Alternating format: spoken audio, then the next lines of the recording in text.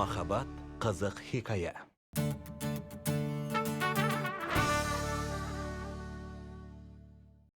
Менеджерсіз жұмыс болмайды. 25-ші. Болған күннің өзінде саудагер құсап клиенттермен өзім келіссөз жүргізем бе? Қош, саған менеджер құрып қалып па? Тағы біреуін тауып аласың ғой? Сен мен тыңдап келе жатсың ба? Адамдарға қол жайып қалдым деймін. Апамның несиесіне ақша таппай, барып Пелинен қарыз алдым. Қой, рас па? Иә, солай болды. Бірдеңе қып қайтарам ғой. Ақша болған кезде есептесеміз. Дұрыс қой енді. Бірақ достар арасында алыс-беріс бола береді. Сен алаңдама, қысылма, бәрі жақсы. Мен саған айтайын. Пелин сияқты қыз екінші рет туылмайтын шығар. Сұлу десең сұлу. Жүрегі де жұмсақ.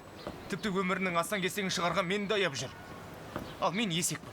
Нағыз есекпін. Ой, қойшы енді досым. Болды ғой, саған да бұл сабақ болды. Бұдан былай байқап жүресің енді.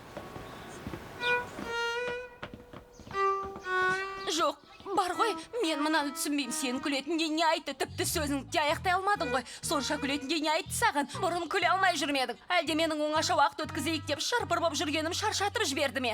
Аллай, оны қайдан шығардың? Мен жай біраз күннен бері... Мен күлдіргі емеспін бе? Сен әрі Мен күлдіргі... әрі күлдіргі, әрі қылжақпас адаммын. Бірақ маған бұлай күлгеніңді көрген емеспін. Мен ішке кіргенде айғара ашылған аузыңды ғана көрдім, алыстан тек аузың ғана көрінді. Неменеге күлесің? Әсерінен айыға алмай тұрмысың? Сен мені Рюзгардан қызғанып қалдың ба? Қызғандым. Неге қызғанбасқа? Рюзгар сенің қарулас досың беді? Рюзгар, ол өзіміздің Рюзгар ғой, Синанның досы. Досы болса қайтейін. Содан туысқан боп кетем екен, жұп құрай алмайм екен. Жоқ жаным, құрайды ғой, неге құрамасын? Бірақ мен оған ондай көзбен қарамаппын. Яғни саған қарағандай қарамаппын. Қарап көр осыдан, көзіңді ойып алайын. Қарамадым деп мәз болмай-ақ қой, ешкімге де қарамайсың, күлсең менің сөзіме күлесің. Онсыз да саған ғана күлем ғой. Сен маған жарық сәуле сыйлар. Шуағыңда нұрыңды шаштың. Сонда осы сөзді есту үшін міндетті түрде алдымен ашулануым керек пе? Осылай күліп қарасаң болды. Меляндаға! 5 күн демалысқа шықсақ қайтеді. Сабыр ет. Серкан, осы мен екінші рет болды бұл. Не болды, айт? Аға, артқы жаққа келіп кетесің бе? Әңгіме бар. Мақұл. Қазір келем. Әрине.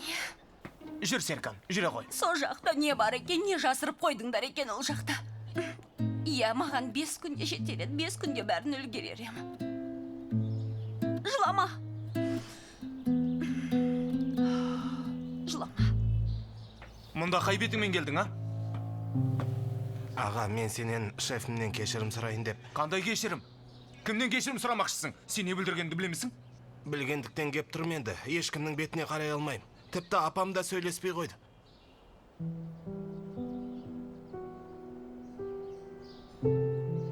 Жарайды, бара бер. Мен бұл туралы ойланайын. Қане бар.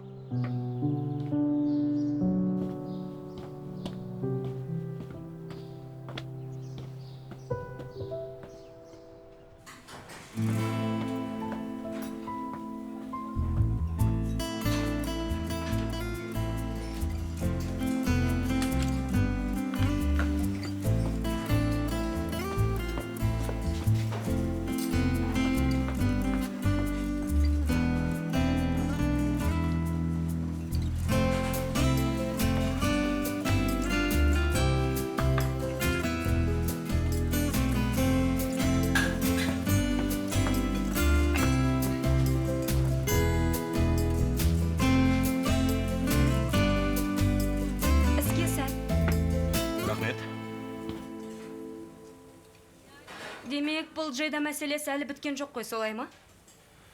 Белентке айтқам, саған да айтайын. Құдай үшін біраз уақыт оның атын ауыздарың алмаңдаршы. Маған салса, оны мүлдем ұмытар ем, бірақ... Мыналар әлгі кешкі сауық кешіне ме? Бұл кеш сен үшін маңызды сияқты ғой? Нан тілімдерінің үстіне ірімшікпен шұжық қойып шығам. Сонда маңызды емес пе? Мән беріп қарасаң, күндегі жұмысымды істеп тұрмын, Пелин. Сен не айтқың кеп тұр? Жоға, Ештеңе айтайын деген жоқпын. Алыстан досың келген екен, оның құрметіне кеш ұйымдастырыпсың. Оған мен не айтуым мүмкін? Иә.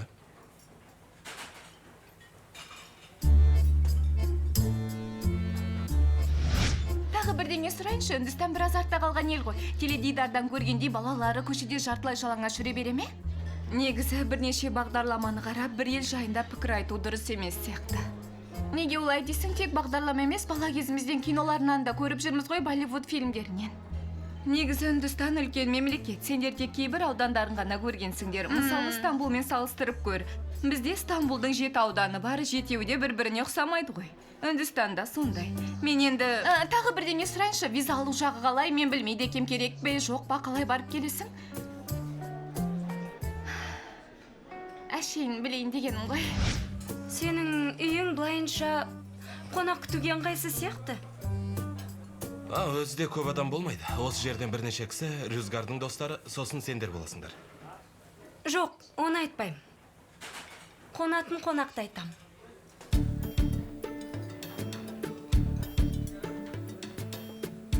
Жоқ, неге ыңғайсыз болуы мүмкін?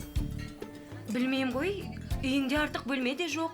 Айтпақшы, ас сақтайтын шолан бар ғой, сонда орналастырсаңшы. Бір кісілік керует қойсаң болады, шымылдықпен жауып қойсаң тамаша емес пе? Нағыз қонақ бөлме сол болады, не айтасың? Түкте қажет жоқ.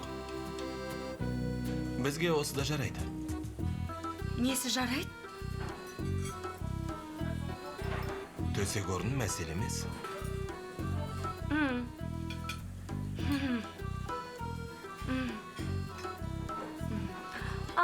Сен диванды айтып тұрсың ғой, я?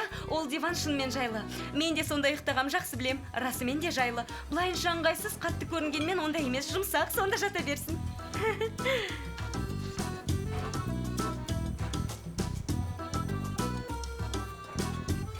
Саған ашуланайын десем, сүйкімді боп жымиғаныңа қарайым да...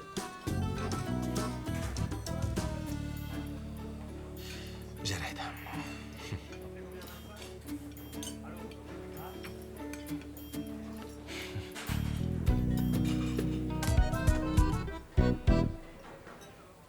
Ақшаның басын құрап, дәмхана ашсаң қайтеді? Танымал достарың көп қой? Көреміз енді. Алдымен мынаған жауап берші. Сен не істейін деп жүрсің? Тұра тұр, сұрақты басқаша қояйын. Жүзіктерден көз алмай тұрғаныңа қарағанда, Семайдың ашуына тиетін бірдеңе істегенсің ғой, Мүмкін. Қоймай қойды ғой. Сен маған адамша үйлену ұсынысын жасамадың дейді. Енді қайтадан ұсыныс жасау керек. Қалай сонда? Тағы да маған тұрмысқа шықшы дейсің бе? Енді солай десек те болады. Мен мұндай ақмақтықты көрмеппін, рас айтамын. Жындысың ба сен? Көрмесең көресің. Жынды емеспін, досым, жынды емеспін. Мен үйленген адаммын. Сен түсінбейсің оны. Иә, мен үйлену дегенде түсінбеймін ғой, солай ма?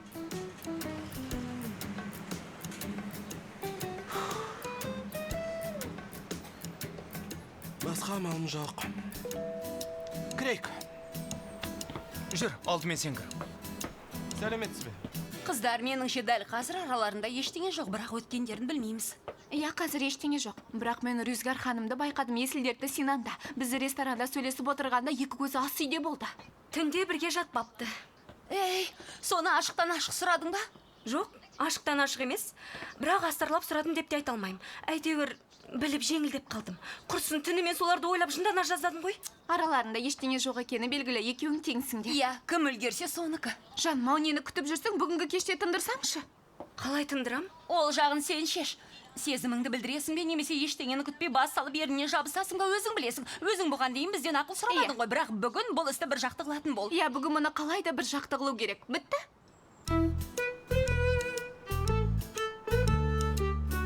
Жарайды. Сен жақсылап ойланып көр, бізде бірдеңе ойлап табамыз. Сосын қалай жеткізетіңді шешеміз, жақсы ма? Жарайды.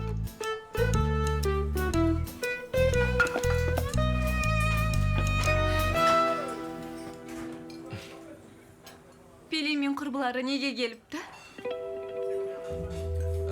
Олар жиі кеп тұрады. Башак пен Бülent кездесіп жүр. Ал сендер ше, яғни Пелен екеуің.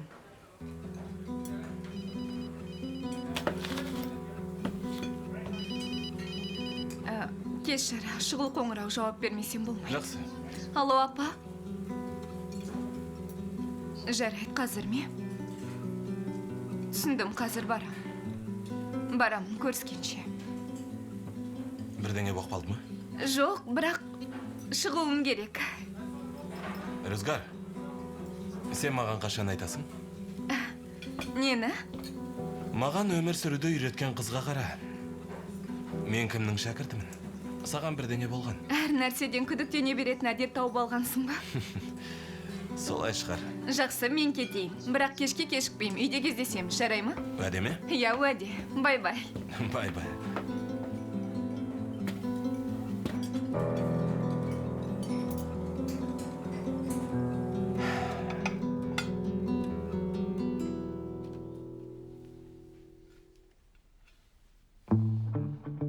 Иә, мадам мен мсье. Безендіру аяқталған соң, Адана мен Эгей теңізінің асханаларын үйлестіріп тағам дайындаймыз. Зибо, интернеттің үйретпегені қалмады ғой.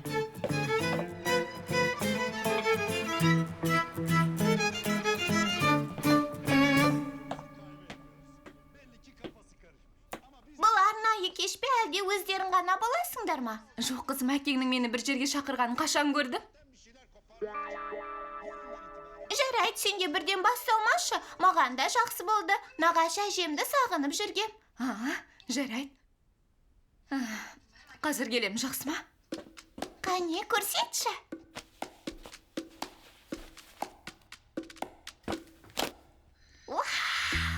Қалай? Керемет. Мұны былай тізерлеп берем. Нағыз джентльмендерше ұсыныс жасаймын. Тамаша. Иә. Жоқ, одан да шырының ішіне сал. Бір кинодан көргем, қыз бірден келісе кеткен. Ой, жоқ қызым. Біз онсыз да үйленгенбіз. Бұл жай ғана ұсыныс қой. Сенің орныңда болсам, осы айтқанды істер едім. Жарайды. Қалай істеймін? Жүзікті стаканның ішіне сал деп тұрсың ба? Айттым ғой жаңа. Тәттім мен. Бұрындар көп жиналып тұратынбыз. Бірақ жұмыстың қарбаласымен ұмытып кеттік. Мынау жақсы ой болды, рас айтам. О, сендер бастап жіберіпсіңдер ғой. О, қайда жүрсің? Келмей қалама деп қорқып кеттік қой. Бюлент, мен мұнда кештен қалған емеспін. Қош келдің.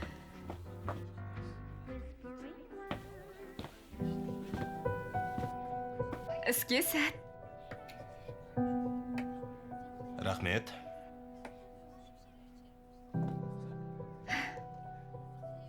Рүзгар. Сен осыменен бірдеңе жасырып жүрген сияқтысың. Жоқ, енді аздап шаршап жүргенім рас. Стамбул кептелісіне үйренуге біраз уақыт керек сияқты. Қойшы, Рүзгар. Біз бір-бірімізді білеміз ғой. Не болды, айтшы? Жоқ, ештеңе болған жоқ. Болған күнде де сенен жасырмаймын ғой. Әрине жасырма. Сен де жасырма. Бұл не деген сөз? Кешеден бері Пелинмен араларында не бар деп сұрап жүрмін, ештеңе айтпайсың.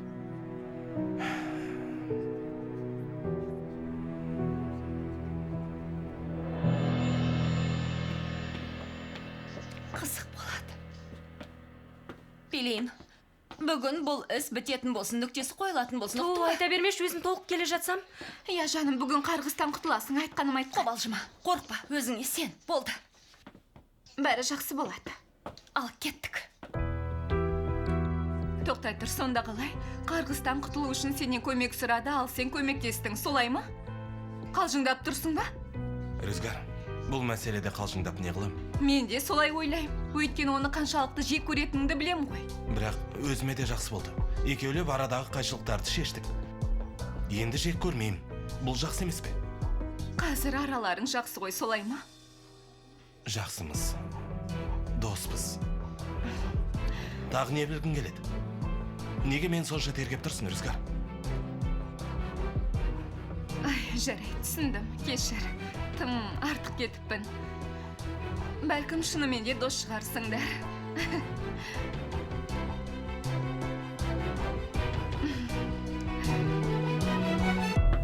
Тоқта, бұл істі бүгін бітірейін. Қыздар, сендер Рюзгарды алдандыра тұрыңдар. Ал мен Синанмен оңаша қалған сәтте айта қоям. Ай, жүрегім бір жақсылық боларын сезіп тұр құдда. Оны мен де сезіп тұрмын, айтып жеткізе алмаймын, бірақ мен де сондай күйдемін қыздар. Бүгін бұл үйден үшеуміз де бақытты болып шығамыз, сезіп тұрмын. Құдай қаласа. Болды, қоңырауды басамын, дайынсыңдар ма? Кеттік.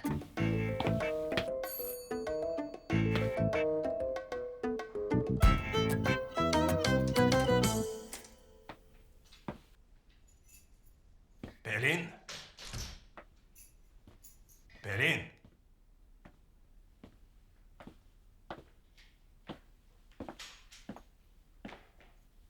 Сәлем, Мырза. Söyle.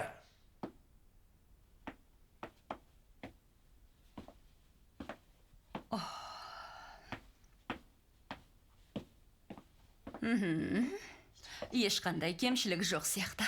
Маған да. Сен кешкі асқа дайындалам деп едің ғой бағана. Иә, кешкі асқа дайындалдым. Отырамыз барса. Отырайық.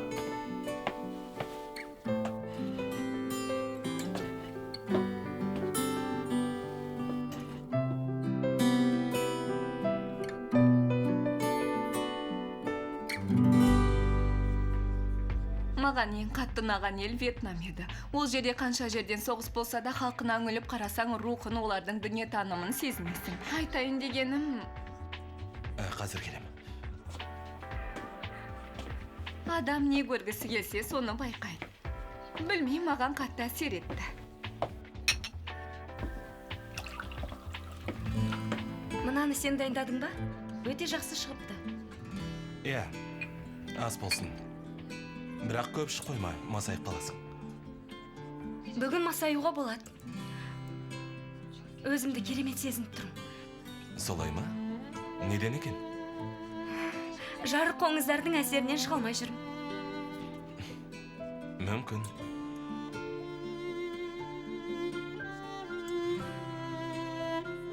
Сен де бізге қосылсаңшы. Жоқ, екеуміз осында тұра берейік. Немесе анда барсақ бола ма? Неге? Өйткені бүгін саған бір тосын сый дайындадым.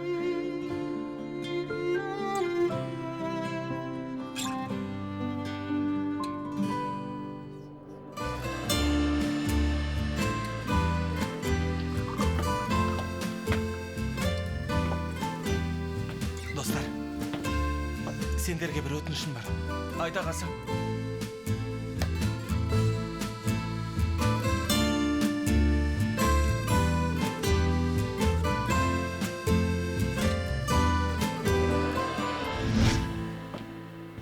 Ай, апа, нан қалмапты.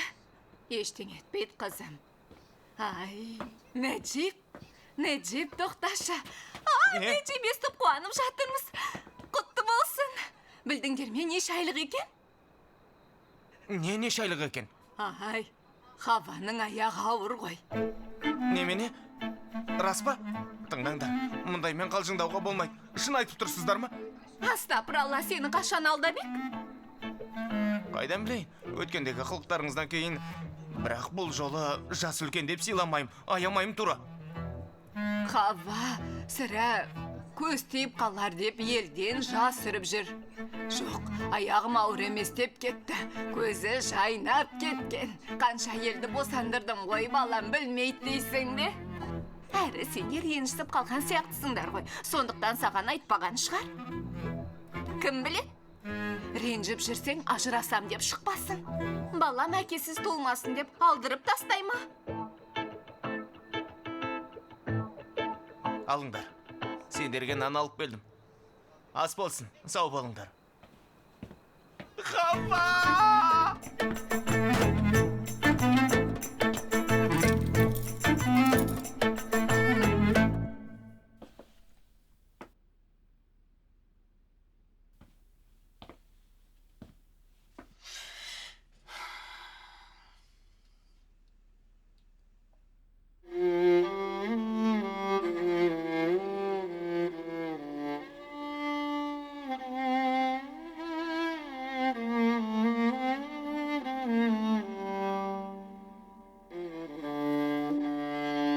Иә, Ырза.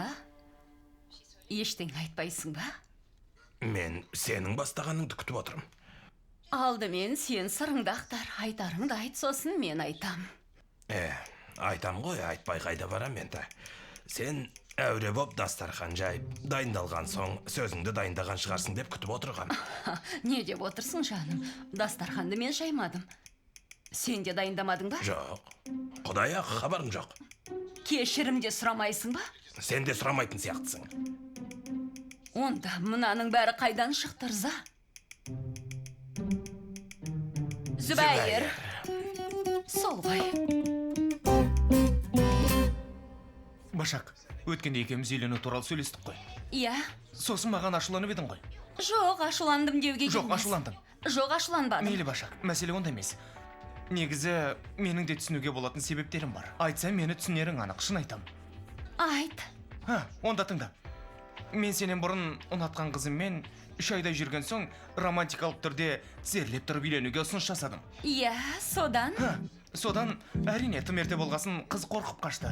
Сосын маған ақыл кіріп... Саған ақыл кірмеген, керісінше миың айналып қалған, әрі ол қыздың қорқақ болғанына менің не қатысым бар? Осыған жауап бере аласың ба? Жаным, неге тынышталады екем, неге тынышталам? Керісінше саған жыным келіп тұр. Сен мені кім деп жүрсің? Кіммін саған? Көңілді шығармын, бірақ көңіл көтеретін қыз емеспін. Үйленбесең неге уақытымды алып жүрсің? Ақыры үйленуге ниетің жоқ екен, неге бұлай? Иә, тосын сыйты ағанша күтуім керек. Мен әуелде саған әлгі қарғыстан арылу үшін келгем. Иә. Қарғыстан арылып, толғамен қайтадан бірге болам дегенсің. Бірақ, меніңше одан бір жолы айырылған сияқтысың. Яғни қарғысты қайтара алмадық. Жоқ. Қайтардық.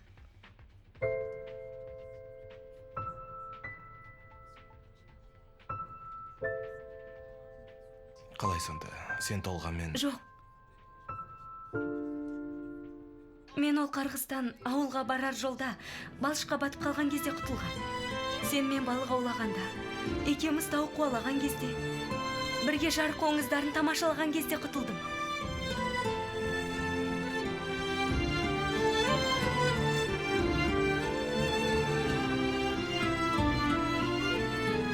Семай, сүйіктім, саған керемет тосын сыйым бар. Қандай тосын сый? Құдай үшін, тынышталшы. Маған айғайлаймын деп тамағын құрғап кетті. Алда мынаны ішші. Іш. Ішіп алда ашыңды бас.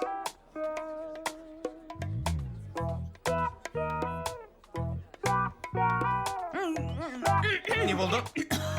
Не? Анау мен ойлаған нәрсе ме? Не?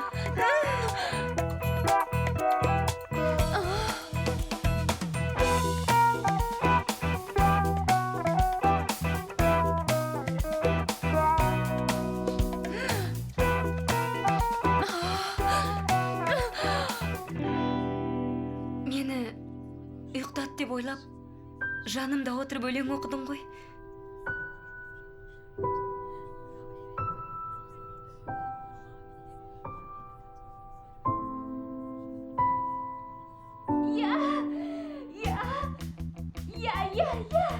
Я, мың мәрте, я. Көрдің бе?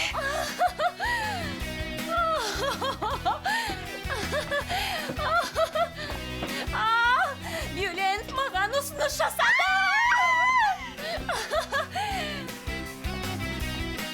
Не болды? Билейін, Бюлент маған ұсыныс жасады. Керемет, иә. Құттықтаймын.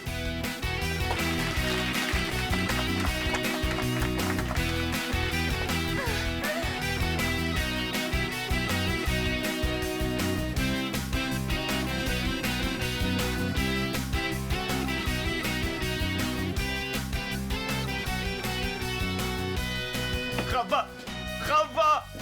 Сүйіктім, тоқта, таста. Жаным! Ай, не болды? Жаным менің! Мені кешірдің, мен не етшеймін? Керісінше, сен мені кешір. Аяғың ауыр екенін білмедім ғой. Қызым, маған неге бұрын айтпадың? Тоқташы. Тоқта, тереңдем ал. Жоқ, ол кейін екен ғой. Отыр. сен демал. Шаршама. Ай, қызым. Өзіңді қинама. Шай. Бұл кімге шай? Саған ғой, саған. Онда шейін. Ай, ыстық екен ғой. Жарайды, сен отыр, тұрма. Мен де отырайын. Иә, шайым.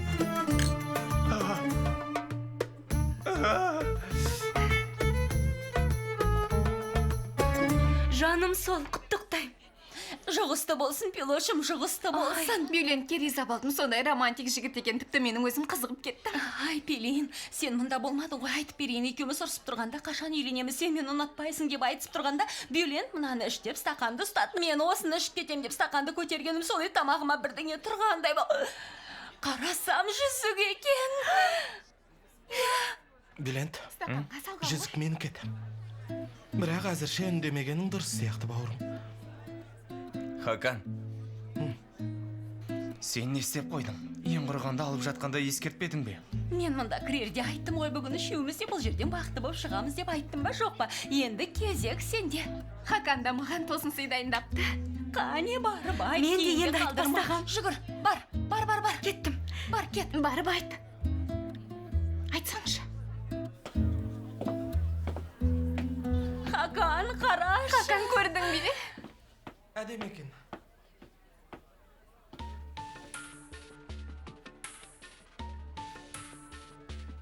Мұнда неге шықтық? Үйдегілер түгел қуанып жатыр ғой. Солармен жағаласқым келмеді. Демек, сен де қуанышты жаңалық айтасың ғой.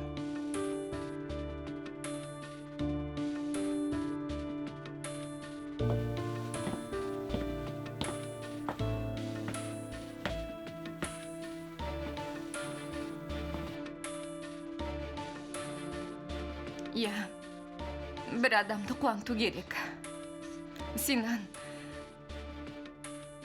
мен бүгін атамның 6 айдан да аз өмір қалғанын білдім. Оны қуантуым керек. Жағдай соншалықты нашар ма? Неге маған ертерек айтпадың? Мен оның соңғы күндерін қайғымен өткізгенін қаламайм. Сондықтан саған бір өтінішім бар, бірақ сенші бұлай болған мен де қаламадым. Бәлкім сандырақ дерсің, бәлкім баланың ойыны сияқты көрінер, сен тіпті келісуге де міндетті емессің. Рюзгар, не болса да айтшы.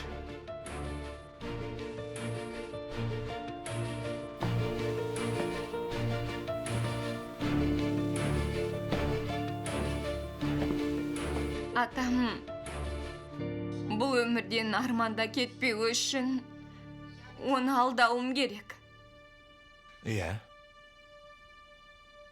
Синан, менің күйеуім болып ойнай аласың ба?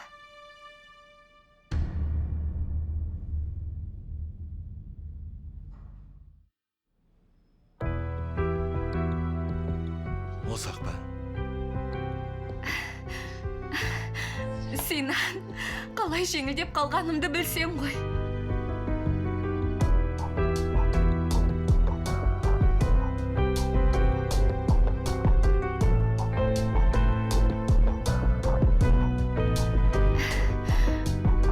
Синан, сен қандай жақсы адамсың.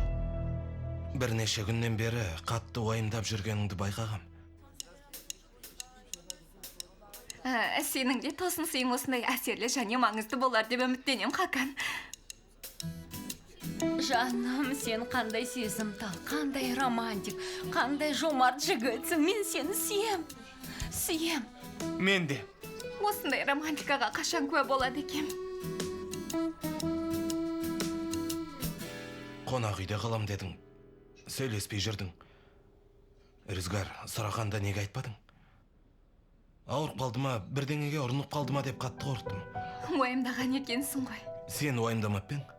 Айтпақшы, бәрі де апамның ойлап тапқаны. Білесің ғой, мен ондайдан атпайым, баланың ойыны сияқты. Рюзгар, менен алғашқы рет көмек сұрап отырсың. Саған қалай жоқ деп айтам? Бір жағынан, қарияның дертін жеңілдеткендей боламыз. Сондықтан мүлдем ыңғайсызданбай-ақ қой. айтып отырмын ғой, мен мұндай ойын ойнағым келмеген. Бірақ бүгін кешке дәрігермен сөйлескесін, Синан атамның санаулы күндері қалыпты.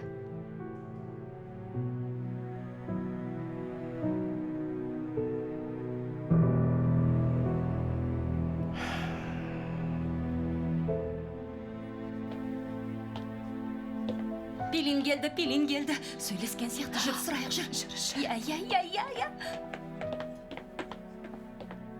Не болды, құрбым? Сөйлестің бе? Ол да сені ұнатады ғой, я? Ол да саған ғашық қой. Ай, ғашық болғанда қандай? Ессіз ғашық. Сөзбен айтып жеткізу мүмкін емес. Ғашықтықтан өле жаздап жүр екен. Күшті ғой, құттықтаймын жаным. Екі тойды бірге жасаймыз. Ең жақын достар, ең жақын құрбыларға үйленеді. Сен мұңайма, Симош, сендер неге жаңғыртасыңдар, тағы да ақ көйлек киесің. Башакжан қуаныштан есің алсайын деді ме, немене қызын түрін көрмей тұрсың ба? Бір-бірін тас қып құшақтап ап, ажырайтын емес. Кім болушы еді? Синан және оның жан досымағы Рюзгар. Ай, арамыза неме? Дос ретінде құшақтасқан шығар. Башак, дос ретінде болса, біз сияқты құшақтасар еді. Олардікі достардың құшақтасу емес. Бұл жігітті менің өзім айызым ғана құшақтаған емеспін, білмеймін. Жақындап кетсем болды, бір кедергі дайын тұрады. Не екені түсініксіз. Бірақ жаным, өзің айттың ғой, бұлар бірінші кездескенде де жабысып құшақтасты деп. Бірақ бұл оған ұқсамайды. Олар бір-біріне ғашық сияқты. Сандырақтама, олай емес. Демек, бұл қыз жанасқанды жақсы көреді, ондайлар да бар. Олар жанындағы адамды құшақтап қала берді. Ол типтегі қыздарды мен де білем. Ондай қыздар бәріне жанасады. Бұл неге тек Синанды құшақтайды? Басқалар бар ғой, мысалы, Беленді құшақтасын. Үйленейін деп жүрген жігітті құшақтаған нес? Мен оның қолын сындырам. Бұдан былай мұндайды естімейтін болайын. Мені енді түсінген шығарсың. Сен сонда да сөйлеспедің бе? Ең құрғанда жеңілдеп қалар ең. Мен мұндай жағдайда ештеңе айтпаймын. Жоқ, дұрыс айтады, олай болмайды. Бірақ бұл жігіт саған өлең жазды ғой, алдамшы болғаны ма? Мен де соны түсінбеймін. Сонда бұл бәріне өлең жаз, бәріне өлең оқи ма? Бәлкім әтіріне қарай өзгертіп жүрген шығар. Бөртегүл болуы мүмкін, сүмбіл болуы мүмкін, немесе құлпынай гүлі. Жоқ, ол да мені сүйетіне сенімді болмай ештеңе айтпаймын, сөйлеспеймін. Бетімді қайтарса қайтайым? Жігіт дегенің осы ғой, бұлардың бәрі бірдей. Төсекте басқа қызбен ұстап алсаң да, мынаны кім әкелген, қайдан шықты, отбасыңды бұзбақшы ғой деп кінәні қызға жауып өзі сатылып шығады. Ей, оны қайдан шығардың, қайдағы жоқ мысалды қайдан тауып аласың осы? Әсемнің басынан өткен жоқ па? Сенің ол арсы жездең мен Синан бір ме? Әрі Синан ондай жаман жігіт болса, менің арқа сүйер тірегім болатын бүйелентім, онымен дос болушы ме еді? Қойыңдаршы.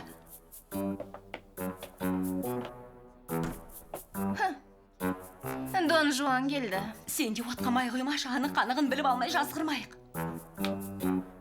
Пелин есіңде болсын, бұл әлі кек алып жүрген болуы мүмкін. Қоймайды екенсің. Жүр оңаша қалдырайық. Пелин, алдымен сөйлес.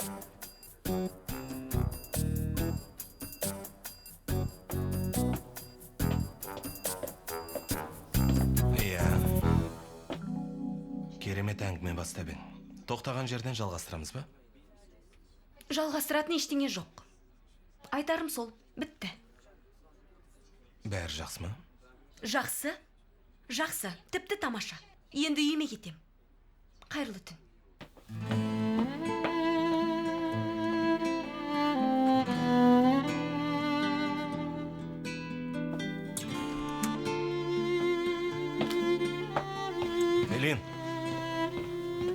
Пелин. Не болды, Пелин, атымды жаттап жүрсің бе? Мынаны ұмытып барасың. Сонда сен осыған боласың соңынан жүгіріп мені шақырдың ба? Сөмке үшін бе? Иә. Адам деген тоқтай тұр. Қайда барасың демей ме? Жақсы сөйлесіп тұрек. Не болып қалды демейсің бе? Мен мұның бәрін сенен сұрағам. Бірақ ашуланғаның соншалық ешқайсысын естімедім. Жарайды, мақұл. Айтсаң айтқан шығарсың, маңызды емес. Одан да сөмкемді берші. Көп рахмет. Жақсы демал. Бересің бе? Жоқ па? 2 минутқа үйден шығып, саған көңіл бөлмеген үшін ренжіп қалдың ба? Ай, маған бәрібір. Не істесең оны істе. Барып көңіл көтер, маған бәрібір. Рүзгар ғой, иә? Сонша тулауыңның себебі сол ғой. Сен мені қызғанасың. Мен де? Сені қызғанам ба? Қош, Синан, сен тағы да сандырақтай бастадың. Қайдағын айтпаш, қалжыңдап тұрсың ғой деймін. Сеніңше қалжыңдап тұрған сияқтымын ба? Иә. Енді сұрағыма жауап бер. Бұл қандай сұрақ өзі? Мен неге Синанды қызғануым керек? Түйсігім солай деп тұр. Жүрегім сезді делік. Демек түйсігіне сенуге болмайды екен. Өйткені Синанды қызғанатындай себеп көріп тұрған жоқпын. Оның мені қалай құрметтейтінін өте жақсы білем. Солай ма? Не үшін құрметтейді екен сонда? Пелин Синанды өлтіре жаздады, ал мен оны құтқарып қалдым. Қалғанын өзің ойла. Бұл әңгіме сені Үндістаннан да қатты қызықтырған сияқты ғой. Ендеше тыңда, саған айтып берейін. Айтам, дайынсың ба? Тойымыздың бүкіл ұйымдастыруын өзім ойныма аламын. Әлі ешкім жасамаған керемет мінсіз тойымыздан кейін 15 күнге балайына кетеміз. Америкаға кетеміз, өйткені осы уақытқа дейін алыс жаққа ұшақпен ұшуға қорыққандықтан жалғыз баруға батылым жетпеген. Бірақ енді жанымда сен барсың, қорықпаймын, екеуміз бірге барамыз. Не айтасың? Жаным, жүзіңдегі қуанышты бақытты сөзбен айтып жеткізу мүмкін емес, білесің бе? Қуаныштан жүрегім жарылатын сияқты, сондай бақыттымын. Жаным ау сол. Мен жалғыз бала болдым ғой, әрі әке-шешем ажырасқан, интернатта оқыдым, сондықтан көп балалы ана болғым келеді. Көп баламыз болсын, шұбырған балалар болады, бәрін өзіміз өсіреміз, өзіміз жетілдіреміз. Не айтасың? Ай, көңілің босап кетті ме? Жарайды, қанша қаласаң сонша болады, маған мүлдем қиын емес. 3 болсын, 4 болсын, 4 жетпесе 5 болсын, шұбыртып ертіп жүреміз, үлкен отбасымыз болады. Ойлаш, екеуміздің балапандарымыз болады. Көзі маған ұқса, басқа жері саған ұқсайды. Елестетші, үлкен отбасың болады, тұрмысқа шығуға ұсыныс жасаған әйелің бар. Оны сүйесің, ол қызбен үнемі. Бюлент, көзіңді аш. Жарайды, кете бер. Тек жұрттың бәрі көңіл көтеріп жүргенде, сен маған неге ренжіп бұртиғаныңды түсіндірде бара бер.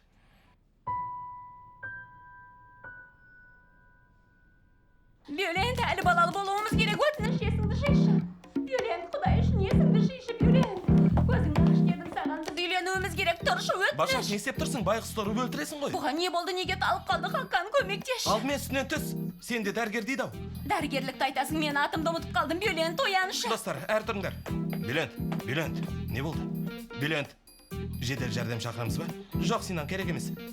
Кішкене шок алып қалды, қазір есін жияды. Бейсаналы түрде мына жерде болғысы келмей, есінен танды. Сәлден соң оянады. Бюлент, оян бауырым. Тұр. Көзін ашты. Тұра ғой, қане, тұр. Мені оятпаңдаршы досым, есімді жимай қояйыншы. Ай, жаным, мұндай жағдай бәрінде болады, бәрі талып қалады, қорықпа. Ойлашы, балаларымыз болады, көп балалы боламыз, осыны ойлап, қуансаңшы, қане сүйіктім, жаным. Түріне қараңдар, сондай бақытты. Болды, әшме, қуанғаннан ғой сені сүйем, Бюлентім. Зүбәйір де өзі жетісіп жүргенде біздің отбасымызды сақтап қалмақшы. Мен бұл жігітке кейбір нәрселерді үйрет алмай-ақ қойдым. Ақылға салу жоқ. Жүрегі нені қаласа, соны істей салады. Құдды дастархан жайып, шырақ жағып қойғанға адамдар татуласып кететіндей. Иә, мұның әлі кешірім сұрауы бар. Кешірім алуы бар. Қайтадан сенімге кіруі бар. Енді қайталанбайтынына сөз беріп, алдындағы адамды соған сендіруі бар. Дастархан адамның басын қосқанмен татуластыра алмайды.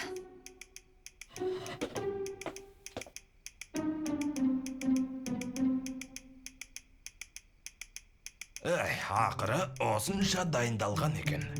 Жеп алсақ қайтеді.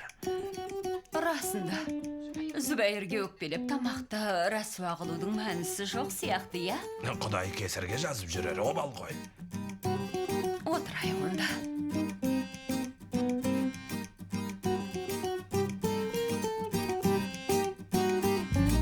Салмалы көфте де бар екен.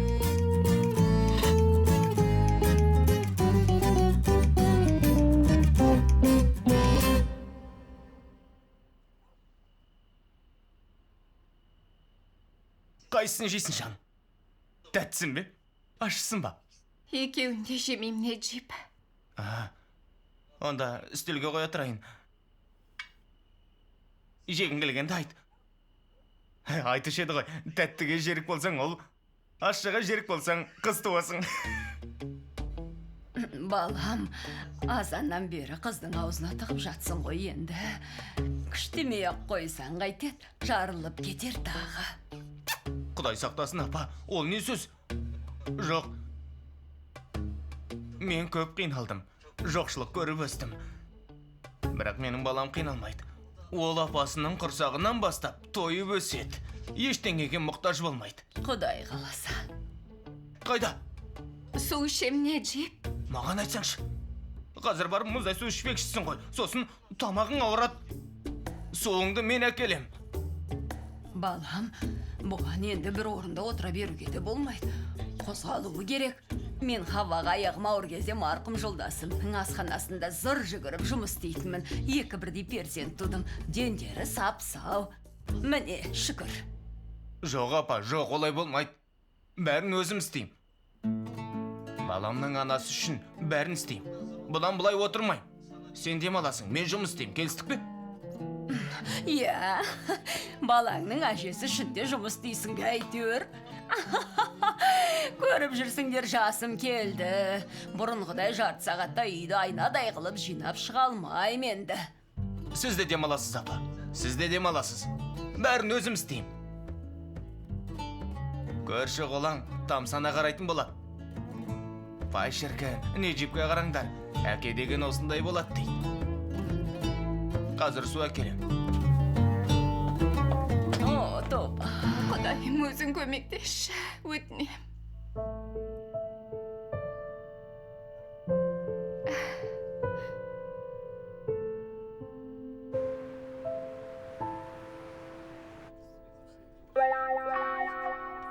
Бәрін білдім, қыздар. Не білдің? Қысқасы, Джейдадан 10 есе сұрқия, тіпті 20 есе.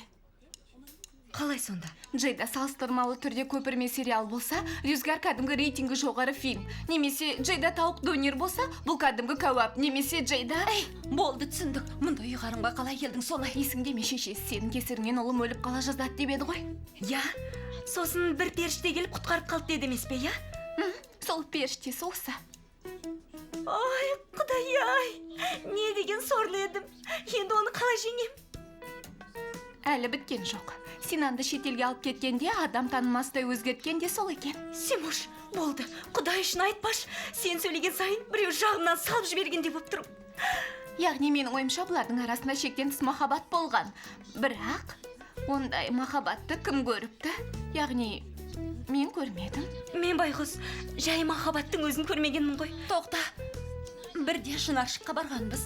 Сонда бақалшының баласы сені сүйем деді. Ол кезде 8-9 жаста едім. Иә, бірақ ол есептелмейді.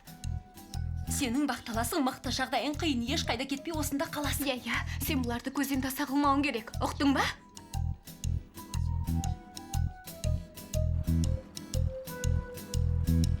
Ай, Рыза, есіңде ме? Қысты күні сары жолақты кең балақты шалбармен келіп едің ғой. Жақсы шалбар еді сол. Әлі есімде, ас үйде кофе демдеп тұрсам апам жаныма келіп, әй, мынауың сары етікті Мехмет аға ғой дегені. Ас үйде апаң екеуің маған күліп жүргенде, қонақ бөлмеде әкеңе мазақ болып отырғам. Сонда ғой марқұмның жетпек рау, сен осы үйден 5 мәрте қуып шықпап бетін дейді. Білем. Ал сен, ағатай, Алланың әмірі шексіз, пайғамбардың сүннеті шексіз деп едің. Сосын сүтке теген мысықтай мойныңды ішіңе бүгіп отырғансың. Марқұм мәрт кісі еді ғой, бірақ айтқанынан қайтпайтын қырсық еді. Мен оған қызыңызға ғашықпын деп 6-шы мәрте қуып шықты. Біресе дипломың жоқ, біресе тіл білмейсің деп. Бірақ ақыры үйленіп тындық қой. Оңай болды ма? Жай сөзбен шешілмейтінін көріп, күнде баратын шарапхана бар еді ғой. Сол жерге іздеп бардым. Қасына отырдым да, әке дедім, тура осылай айттым. Қызыңды не өз еркіңмен бересің, не алып қашам дедім. Ба жете қалды. Бүкіл шарапхана естіді. Полиция шақырам, түрмеге қаматам деді. Қамата бер. Босап шыққасын тағы алып қашам дедім. Сосын маған қарап, солай қарайтын әдеті бар еді. Менің орнымда болсаң, қызыңды өзің сияқты жындыға беретін бедің деді. Мен бұл әңгімені естімеген екем. Сонда айттым. Қызым да сүйсе беререм дедім. Әлі есімде, сол кездері бір түс көрдім. Мені бір бөлмеге қамап қойыпты. Апырай, мына жерден қалай шыған деп жүргенде, сен ішке кіріп келдің. Қолынан ұстап, бірге ұшып шықтық. Айтпақшы, марқұм атамды да көрдім сонда. Атам маған, қызым, сен өмір бойы осы баланың қолынан ұстайсың. Ол сені тастамайды деді. Таңертең оянып, Мен ырзаға тұрмысқа шығам дедім.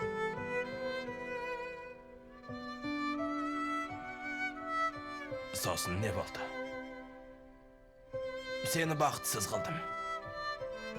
Бәлкім, сенің қадіріңе жететін, сені алақанында аялайтын адаммен бірге болуың керек еді. Онсыз да сонымен біргемін.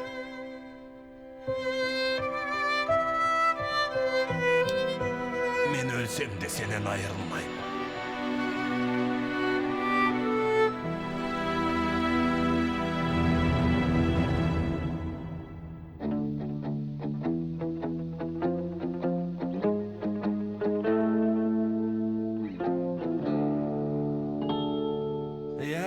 Бәрі кетті.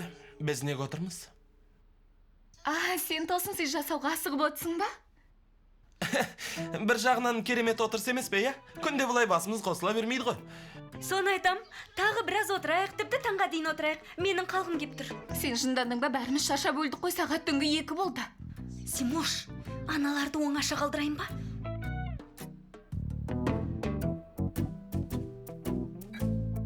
Жүр қайтайықшы, менің басым айналып отыр. Сені жеткізіп тастаймын, жаным, кеттік, тұрайық. Ай, кешірші Башак, сен де дұрыстап құттықтай алмадық қой. Беулен таңертең ерте тұрады. Бүгін шаршада, ертең ресторанда ашу керек, сондықтан тұрайық. Ой, уайымдамаңдар. Әлі 40 түн тойлаймыз, кейін тағы сөйлесерміз, я? Кеттік. Кетесіңдер ме? Ай, онда сендер қалыңдаршы, Хакан. Онда былай істейік. Көңілді музыка қосып бәріміз белейік. Әлі кеш біткен жоқ қой, я? Музыка қосқан дұрыс болмас. Жоғарда бір науқас әйел тұрады. Мазасын алмайық. Қамқорсуын қараш. Мені жексұрын етіп көрсетіп тұр ғой. Жарайды. Онда билемей-ақ қояйық. Я?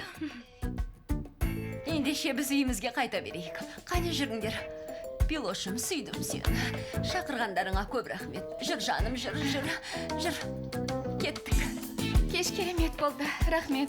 Қайырлы түн. Көріскенше.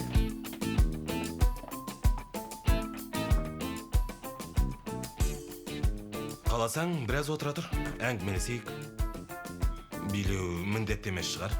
Я, билеу міндетті емес, бірақ қалайын. Не қылса өзіміз отыра берейік. Бірге әңгімелесеміз. Ренжімесеңдер, мен де малайын, шаршап тұрмын. Ай, сен осында диванда жатушы ма едің? Сенан, біз ас үйге барсақ қайтеді? Жоға, жатын бөлме тұрғанда неге диванда жатады екен? Қасыңда мынандай жігіт болса, жатын бөлме жақсы ғой әрине. Сол бөлмеден шықпайтын шығарсың. Жарайды, мен жатайын. Қайырлы түн. Қайырлы түн.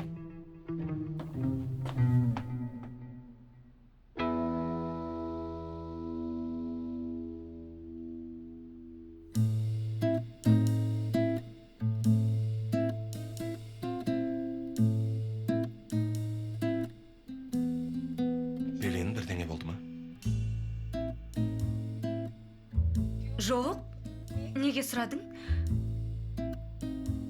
Ойланып кеткендей болдың. Мен әлгі нені ойладым, сен ойладым. Мен ойладың ба? Я, енді бөлмеңді беріпсің. Яғни, басқа жататын жерде жоқ, үйде басқа бөлме де жоқ. Соны уайымдап отырғаным ғой. Бұл бала қалай демалады, қайда жатады деп.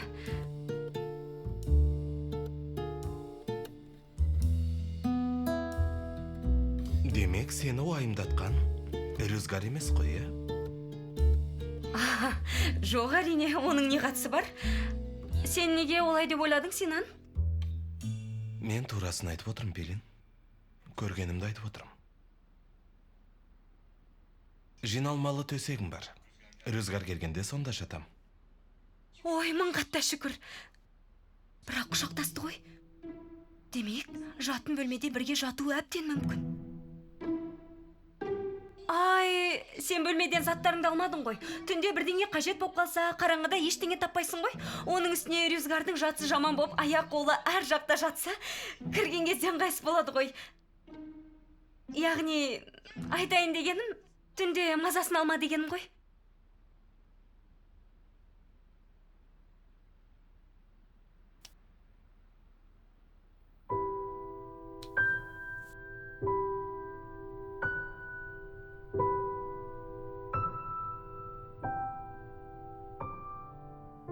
25 бөлімнің соңы. Фильмді қазақ тіліне аударған 7 арна 2024 жыл.